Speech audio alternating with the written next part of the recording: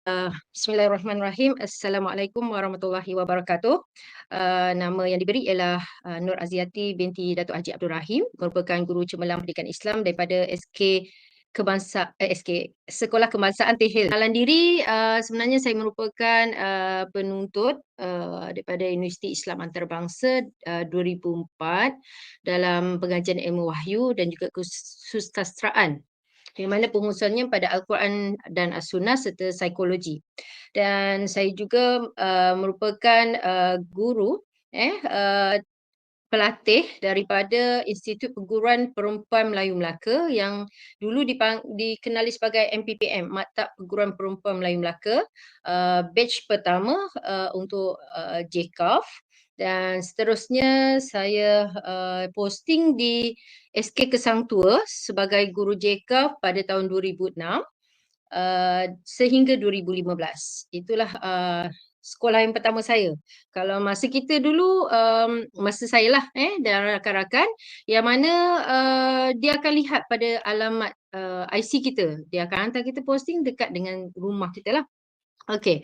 Dan pada 2016 saya telah berpindah ke SK Kampung Tun Razak yang berada di daerah Melaka Tengah. Kalau kata SK Kesang tu di PPD Jasin, tapi SK Kampung Tun Razak di PPD Melaka Tengah. Untuk adik-adik di Melaka ni kita ada 3 daerah saja, iaitu daerah Melaka Tengah, Jasin dan juga Al-Gajah. Jadi saya daripada Jasin merentas ke daerah Melaka Tengah. Okey, dan di Melaka Tengah ni lah di SK Kampung Tun Razak daripada 2016 hingga 2022. Okay. Cabaran dan solusi sepanjang saya bergelar guru cemerlang. Okey, pertama sekali bila kita orang kata apa, dihantar ke sekolah, posting. Jadi yang pertama sekali cabaran diri, iaitu macam mana kita nak mantapkan sasiah diri kita dahulu. Daripada gaya kita sebagai misal kita seorang ustaz kan, Ustaz Naim kan. Okey, jadi macam mana kita punya penampilan, itulah orang kata pandangan pertama pentadbir, rakan guru kita dan juga anak-anak apabila memandang kita. Itu yang pertama. Jadi kita ni berpakaian kita mestilah mengikut orang kata lunas-lunas sebagai seorang guru yang mengajar pendidikan Islam. Okey, itu yang pertama lah. Okey, bagi sebab sekarang ni kalau ustazah nampaklah ke saya bahasakan diri saya Kak Aziz mana yang manis ni? Ustazah lah. Ustazah lah. Okey. Okey, jadi pada pendapat saya kan, pada pandangan saya lah, sebab saya ada berkongsi dengan guru-guru pelatih daripada IPPM, iaitu Institut Perguruan Perempuan Melayu Melaka, yang mana ada ustazah berpakaian seperti guru biasa. Jadi murid-murid jadi confused. Bahkan ada guru yang guru pelatih yang bukan mengajar, yang bukan daripada subjek pendidikan Islam, berpakaian pula seperti mu'alimah, macam tu. Faham tak maksud saya? Faham, jadi macam terbalik pula.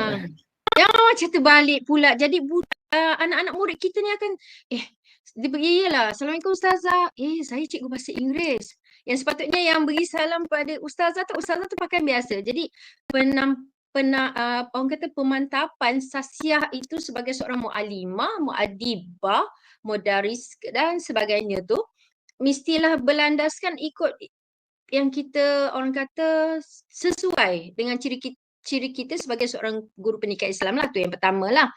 Okey, yang kedua daripada segi ilmu dan juga kemahiran. Okey, macam mana yang saya nak solusinya? Okey, yang pertama sekali daripada pemantapan sasiah tadi, kita saya rasa adik-adik tahulah macam mana nak bergaya dengan sewajarnya, betul? Kita di sekolah kita ada pemakaian yang khas yang tidak boleh melampaui batas lah kan, tu kita tahu.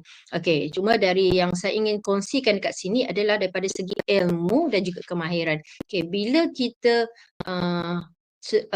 dalam tempoh kita nak menjadi seorang guru yang cemerlang, kan ilmu ni sangat luas. Kita perlu mantapkan ilmu kita.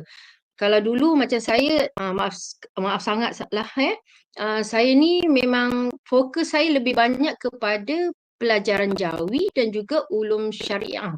Okey, dan kelemahan saya adalah bertaranum. Cuma kita ni memang pakarlah dalam bahagian Al-Quran, cuma kurang bertaranum saja. Itu kelemahan saya.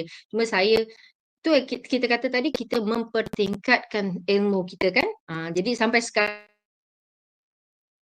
pengajian Qori antarabangsa, kalau tahu Ustaz Azra'i. Kenal? Ada kenal tak Ustaz Azra'i? Kenal Ustaz. Sebab saya Tak dulu perasan dan saya baru panggil ni Puan Asminah, anak Ustaz Azra'i tu dapat Johan antarabangsa. Qari kecil mengalahkan qari-qari yang berada di orang kata di tanah Arab. Okey. Jadi yang kedua, bagaimana kita nak meningkatkan kemahiran yang ada pada diri kita mesti bersama dengan positive circle. Okey, ni solusinya lah. Sambil-sambil saya ceritakan cabaran, saya tarik sekali dengan solusi. Yang mana kita mesti berada dalam positive circle. Contoh di Melaka, kami wujudkan satu grup iaitu dipanggil PGIM. PGIM adalah Penggerak Guru Inovasi Melaka. Yang mana Penggerak Guru Inovasi Melaka ini bermulanya siapa yang nak masuk dalam grup ini mesti ada sekurang-kurangnya ada satu inovasi. Tak kisahlah inovasi itu kami berkumpul bukannya mengikut subjek agama saja, bukan. Kami meliputi semua subjek, sekolah rendah maupun sekolah menengah. Jadi kami ini adalah kebanyakan terdiri daripada guru-guru cemerlang, yang mana kami punya cabaran yang hampir sama. Jadi bila kita antara guru-guru cemerlang, kita dah masuk dalam satu circle guru cemerlang, orang kata masalah yang kita hadapi itu kita berkongsi dan kita selesaikan bersama. Ini menyebabkan sokongan dan dorongan antara satu sama lain, menguatkan saya saja letakkan jeri tu, maksudnya daripada jasmani kami, daripada segi emosi kami kan, okey, daripada segi ritual kami dan juga orang kata bahkan kehidupan, boleh orang kata ceritakan kehidupan dunia akhirat pun bersama. Kami menyokong antara satu sama lain. Okey, jadi yang paling penting, kalau apa jua cabaran yang adik-adik hadapi bila masuk dalam sekolah, bila kita masuk dalam realiti alam kerjaya, dia tak sama dengan kita dengar, wah, baca dia cikgu seronoknya kan. Tak semua seindah rupa. Macam tu. Jadi kita perlukan positive circle ini untuk menguatkan jeri kita sendiri. Biasa kita kata jeri murid kan. Tapi sebenarnya sebagai seorang guru, kita perlu menguatkan jeri kita dan kita perlu cari satu positive circle untuk terus cemerlang lah. Okey, yang kedua, kita sentiasa update ilmu pengetahuan dan kemahiran. Contohnya macam saya, kalau nampak tadi kan, macam terkikial je kan, mana pula nak klik, nak dapat laptop baru pula kan. Pandai. Biasa saya memang sharing pakai iPad. iPad tu boleh lah, tapi tadi tak sempat nak edit sebab dia kena edit sikit kan. Okay, jadi saya pun belajar dengan rakan-rakan daripada guru cemerlang. Mereka ni baru mohon guru cemerlang tau.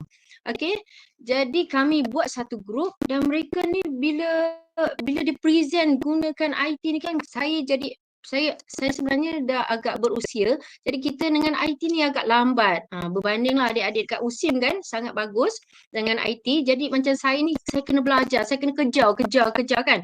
Terkial-kial kan. Tapi alhamdulillah masih bolehlah, sebab masa saya dinilai oleh Nazir, saya hanya buat orang kata pengajaran PDP saya itu seperti biasa, cuma kelebihan saya adalah daripada segi inovasi yang saya masukkan dalam PDP semasa mengajar tu lah. Okey, jadi saya mempertingkatkan ilmu pengetahuan saya bersama dengan rakan-rakan yang lain yang mempunyai ilmu yang lebih advance daripada saya lah, dan juga kemahiran. Kemahiran ni banyak lah.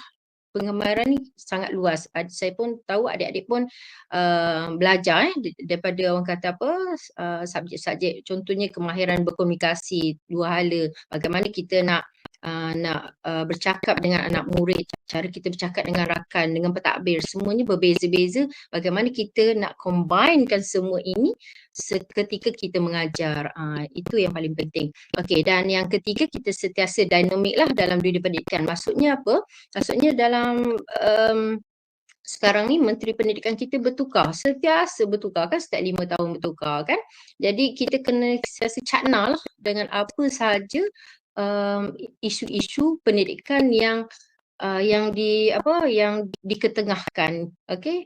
Jadi dan pada saya untuk nak menjadi seorang yang cemerlang, okey, adik-adik bukan sahaja cakna dengan isu-isu pendidikan, tapi kita lihat balik pada diri kita. Macam mana kita nak menelusuri kejayaan kita sebagai seorang pendidik itu dengan sekarang ni diwawarkan. Contohlah, murid tak nak datang sekolah, apa yang perlu kita buat? Kita sebagai guru baru, bagaimana cara, bagaimana kemahiran kita perlu dapatkan sentuhan nak tarik anak murid ni datang ke sekolah. Itu antara salah satulah. Okey, seterusnya cabaran yang kedua adalah cabaran petang. Dan saya sangat bersyukur kerana sepanjang saya 7 tahun di SK Kampung Tun Razak itu, saya mendapat pentadbir yang sangat bagus yang sentiasa mendorong kita melakukan sesuatu dengan terbaik lah. Bila saya kata saya nak masuk inovasi PDP, buat Ustazah Aziz, saya sokong. Jadi dan mereka pula mempunyai jalinan bersama dengan PPD, bahkan dengan pegawai KPM. Ini adalah salah satu bonus kepada guru. Kalau adik-adik selepas ini menjadi seorang guru dan dipostingkan ke mana saja tempat, okey, dan apa jua jawatan yang diberi, terima dengan rela hati. Itu yang pertama. Sekarang ada yang guru pelatih bila diberi jawatan menolak. Saya tak boleh buat ni, saya tak boleh buat ni. Cuba selepas ni, sebab kamu berlima mendengar kisah saya. Kisah saya ni untuk jadikan teladan untuk kamu. Saya masuk je sekolah Kampung Tun Razak, saya ingat saya boleh rehat. Sebabnya saya daripada sekolah lama memang jawatan saya semua besar-besar. Jadi SU Koku lah, penyelaras JKAF lah, everything semua yang besar-besar. And then bila saya masuk ke sekolah SK Kampung Tun Razak, saya ingat saya boleh rehat tadi kan. Tapi akhirnya saya diberi dengan jawatan dalam 1 tahun tu, 5 jawatan besar. Sehingga saya memang terasa stres. Tapi saya anggap, ini amanah yang saya kena buat. Dan kelebihan bila kita dapat amanah ni dan kita buat dengan penuh keikhlasan, yang saya lihatlah sepanjang 7 tahun di Kampung Tun Razak itu memberikan impak yang sangat positif, dan anugerah yang saya dapat sepanjang 10 tahun itu adalah orang kata apa, hasil keikhlasan kita, hasil kesabaran kita semasa kita menelusuri amanah yang diberi oleh para pentadbir. Okey.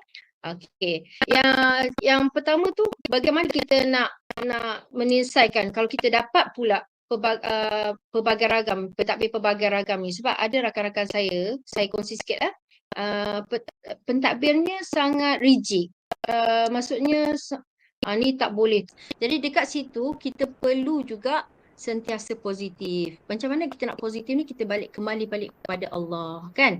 Sebab kita ni guru agama, kadang-kadang kita stres, kita fikir ini dunia. Ingat, ini dunia, sekadar Allah nak bagi ujian.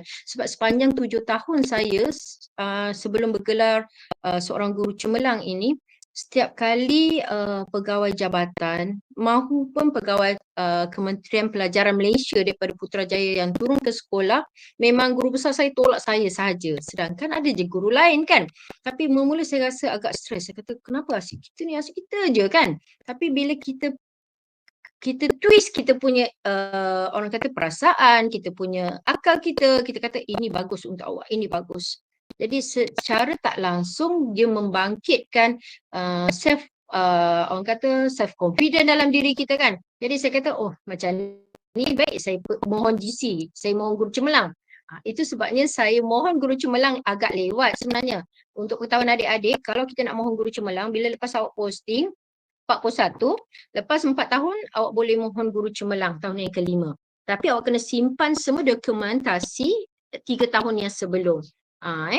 Jadi saya melihat, wah, saya dah agak lambat. Tapi saya rasa seronok sebabnya saya dinilai oleh orang yang bukan mengenali saya daripada awal saya menjadi seorang pendidik.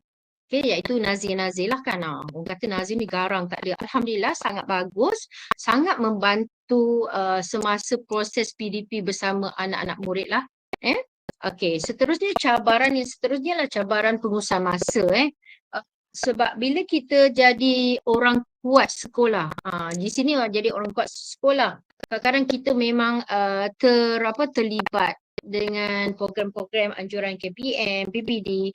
Jadi memang masa kita di sekolah tu agak kurang. Okey, jadi caranya ialah kita membina inovasi PDP, untuk memudahkan anak murid kita menghafal. Contoh macam saya yang terbaru ni, yang sebelum saya buat inovasi rukun wuduk kan, untuk murid tahun 1 sebab dia tak boleh nak ingat tentang turutan rukun wuduk secara tertib. Jadi saya gunakan inovasi saya lah. Jadi itu salah satu orang kata apa, cara pemudah cara untuk PDP saya lah.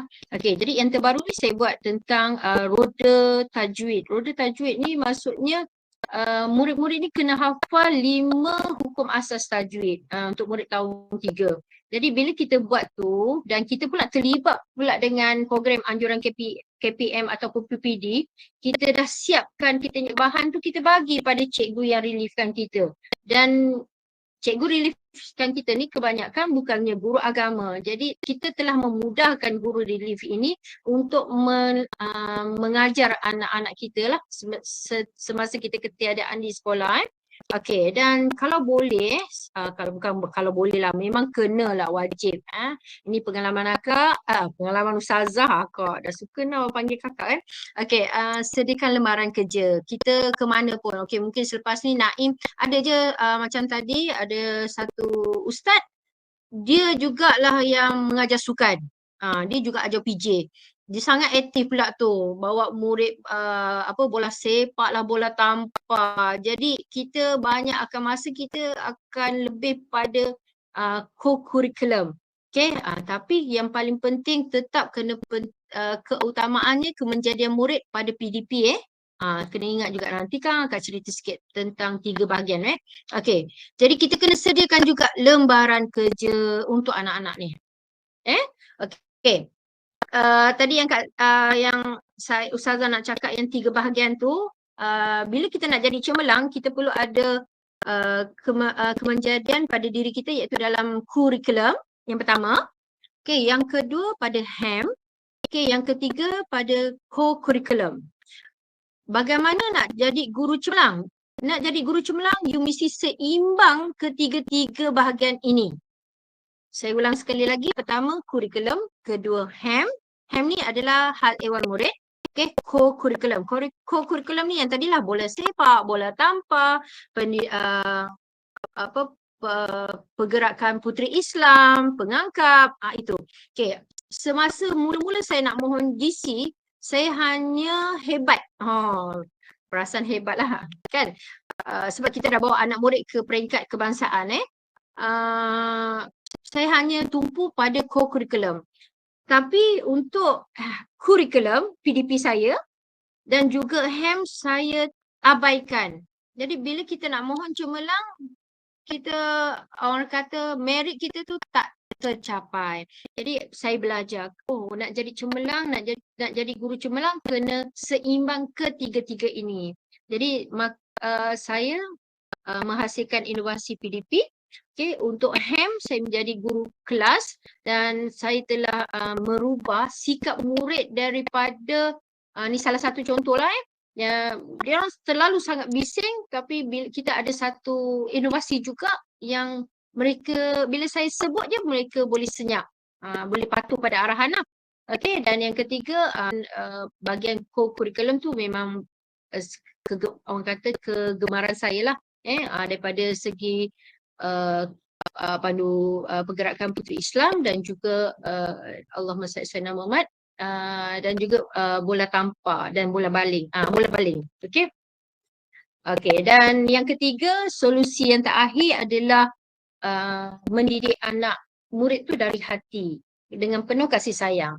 Sebab sebagai seorang guru, nak kita sebagai seorang guru pendidikan Islam, kita kena sentiasa mengingatkan anak-anak tentang kita ada Allah. Kita ada Allah. Apa jua masalah yang kita hadapi, okay? Sebab kadang-kadang ada anak-anak ni di kalangan ibu bapa yang bercerai, lepas tu duduk dengan atuk nenek, kan? Jadi kita sentiasa ingatkan mereka bahawa kita ada bersama mereka dan bila mereka kita tiada bersama mereka, siapa ada? Allah ada. Jadi kita sentiasa ingatkan mereka dengan ayat inilah. Allah sentiasa ada bersama kita.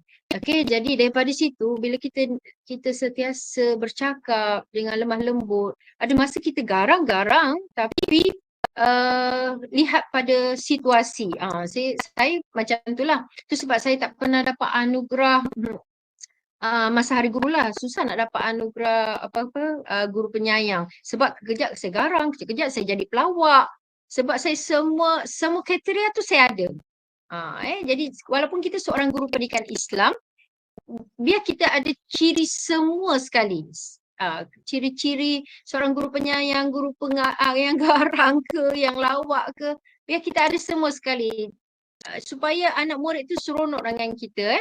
Okey, dan pada saya selepas PKP ini, saya melihat anak-anak murid kita nanti lepas ni kamu akan posting ke mana-mana sekolah, cuba selami, kenali anak murid kita dengan bagaimana macam mana kita bersama dengan adik-beradik kita, macam tu. Jadi kita sayang mereka macam mana kita dengan adik-beradik kita. Jadi daripada situ kita akan lebih memahami apa yang mereka hadapi, kan? Okey, kalau mereka kadang-kadang ada murid tak nak menulis, kan? Ada murid datang sekolah tidur. Jadi daripada situ kita kena jadi kaunselor. Bukan sekadar hanya guru, tapi kita jadi kaunselor kepada mereka. Okey, sampai saya ada 3 je cabaran ni sayang. Dah habis dah sampai nasihat dah. Okey, ada 3 cabaran ni, ada nak tanya apa-apa? Saya nak tanya. Okey. Ustazah, apa yang dimaksudkan dengan tindakan tu bagaimana? Oh, okey. Okey, saya terlepas ni ya. Okey. Tadi kita nak buat inovasi PDP. Sebelum kita nak inovasi PDP, kita buat kajian tindakan. Sebenarnya macam saya, mula-mula saya tak tahu ada kajian tindakan tau. Saya terus buat inovasi. Contohnya macam saya cerita tadi, saya adalah inovasi saya tentang rukun wudu. Saya buat simulasi pergerakanlah rukun wudu. Lepas tu bila saya nak masuk pada pertandingan, dia kata kena ada satu produk. Yang Ustazah buat tu adalah inovasi idea. Simulasi idea. Okey, rukun wudu ada 6 perkara, itu adalah inovasi idea. Jadi untuk kita nak masuk ke peringkat ke pertandingan peringkat negeri ke, kebangsaan ke maupun antarabangsa, dia mesti menghasilkan produk. Jadi saya memikirkanlah apa produk yang terbaik untuk inovasi idea saya tadi. Kita hasil dah. Lepas tu baru saya tahu, sepatutnya kita kena buat kajian tindakan. Okey, kajian tindakan ni sebenarnya dah buat, cuma kita tak buat penulisan. Okey, kajian tindakan ni contohlah, dalam kelas kita ada 30 orang. Okey, 5 orang daripada 30 orang murid tadi tak boleh hafal tentang rukun wuduk tadi. Rukun wuduk ni ada 6 perkara, kan? Jadi dia tak boleh hafal. Kalau murid yang lemah ni tak boleh. Jadi dengan adanya inovasi tadi, inovasi produk tadi, mereka hanya main dan mereka boleh ingat dengan cepat. Itulah yang kita buat. Okey, jadi dalam kajian tindakan kita kena kenal pasti apa masalah yang pertama. Yang kedua, siapa kumpulan sasar kita. Tadi kumpulan sasar saya adalah murid 5 orang murid yang lemah. Yang kita terang sikit lah. Daripada segi perempuannya ada 3 orang, lelakinya ada 2 orang contoh. Okey. Lepas tu apa intervensi kajian kita? Intervensi kajian saya adalah inovasi PDP saya tadi tu lah. Okey, kit smart wuduk, mobile game. Contoh tu yang terbaru saya mobile game. Yang mana saya menggunakan live worksheet kan. Masa PDPR saya punya produk inovasi saya tak boleh digunakan. Jadi saya hanya orang kata produk tu letak tepi je dekat dalam kelas, dekat dalam bilik JKAF. Jadi saya kata macam mana nak ajar dia orang masa PDPR. Jadi saya memikirkan tu saya tadi kita perlu ada circle yang positif tadi. Saya bincang dengan kawan-kawan, why not you buat idea guna digital. Kau macam mana? Lepas tu saya belajar tentang live worksheet. Pernah dengarkan live worksheet? Pernah tak? Tak pernah dengar. Hello? Okay, jadi je saya ambil saya punya produk tadi, inovasi produk saya jadi tu memang orang kata kegemaran saya lah. Daripada segi pandu pergerakan Puteri Islam dan juga Allahumma salli ala Muhammad dan juga bola tampar dan bola baling. Bola baling. Okay. Okay, dan yang ketiga, solusi yang terakhir adalah mendidik anak murid tu dari hati dengan penuh kasih sayang. Sebab sebagai seorang guru, nak kita sebagai seorang guru pendidikan Islam, kita kena sentiasa mengingatkan anak-anak tentang kita ada Allah. Kita ada Allah. Apa jua masalah yang kita hadapi, okay? Sebab kadang-kadang ada anak-anak ni di kalangan ibu bapa yang bercerai, lepas tu duduk dengan atuk nenek kan. Jadi kita sentiasa ingatkan mereka bahawa kita ada bersama mereka dan bila mereka kita tiada bersama mereka, siapa ada? Allah ada. Jadi kita sentiasa ingatkan mereka dengan ayat inilah. Allah sentiasa ada bersama kita. Okey, jadi daripada situ bila kita sentiasa bercakap dengan lemah lembut, ada masa kita garang-garang tapi lihat pada situasi. Saya macam itulah. Tu sebab saya tak pernah dapat anugerah masa hari guru lah. Susah nak dapat anugerah guru penyayang. Sebab kejap saya garang, kejap saya jadi pelawak. Sebab saya semua kriteria tu saya ada. Jadi walaupun kita seorang guru pendidikan Islam, biar kita ada ciri semua sekali. Ciri-ciri seorang guru penyayang, guru yang garang ke, yang lawak ke, biar kita ada semua sekali. Supaya anak murid tu seronok dengan kita. Okay, dan pada saya selepas PKP ini, saya melihat anak-anak murid kita nanti lepas ni kamu akan posting ke mana-mana sekolah, cuba selami, kenali anak murid kita dengan macam mana kita bersama dengan adik-beradik kita, macam tu. Jadi kita sayang mereka macam mana kita dengan adik-beradik kita. Jadi daripada situ kita akan lebih memahami apa yang mereka hadapi kan. Okay, kalau mereka kadang-kadang ada murid tak nak menulis kan. Ada murid datang sekolah tidur. Jadi daripada situ kita kena jadi kaunselor. Bukan sekadar hanya guru tapi kita jadi kaunselor kepada mereka. Okay. Okay, yang terakhir nasihat saya, nasihat 3S. Yang pertama, sentiasa bersyukur. Okay, bersyukur sebab sepanjang 7 tahun orang nampak nikmat saya dapat banyak anugerah. Tapi pada masa itu juga pelbagai ujian Allah turunkan sebenarnya. Besar ujian tu, besarlah nikmat Allah nak bagi sebenarnya. Okay. Sehingga orang kata bila kita bekerja, kita buat sehabis baik. Begitu juga dengan ibadah, kita buat sehabis baik. Jadi Allah gantikan yang terbaik lah. Kita sentiasa bersyukur. Okay, yang kedua, kita sentiasa bersabar. Kadang-kadang kita dapat rakan kerja. Contohlah macam dalam kumpulan ni kan, ada yang mengelat kerja kan. Kita akan hadapi itu. Ini realiti kehidupan. Bila awak dah bekerja nanti, bukan saja mengelak kerja, pelbagai ragam. Walaupun dia bergelar seorang guru. Pada saya, bila kita bergelar seorang guru, hati kita kena suci bersih. Sebab kita nak mengajar anak orang. Dan akan satu ketika anak kita akan diajar oleh orang. Jadi kalau hati kita bersih, maka guru yang mengajar anak kita pun insya-Allah berhati bersih. Betul tak? Okay.